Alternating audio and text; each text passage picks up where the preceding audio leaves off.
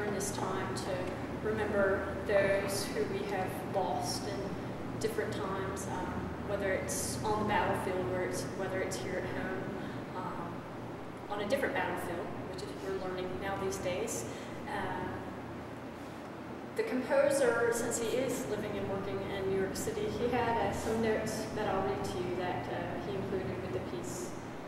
On September 11th, 2001, I was teaching my music theory class at the Juilliard School when we were notified of the catastrophe that was occurring several miles south of us in Manhattan.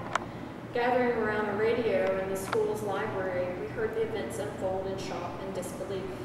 Afterwards, walking up Broadway on the sun-filled day, the street was full of silent people, all quickly heading to their homes. During the next several days, our great city became a landscape of empty streets and impromptu, heartbreaking memorials mourning our lost citizens, friends, and family. But then on Friday, a few days later, the city seemed to have been transformed.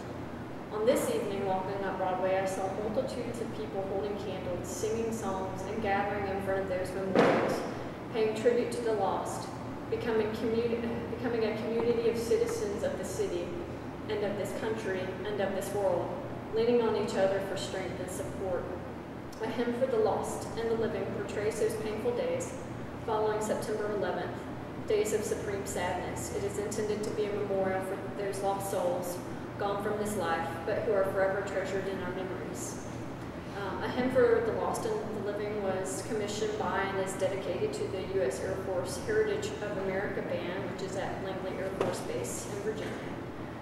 As we were preparing this song, I've been frequently reading books for our courses for the Army Baylor program. And I was thinking first of saying a quote from Starship Troopers about the cost that we have for certain things. So if you haven't read that book, I highly recommend it.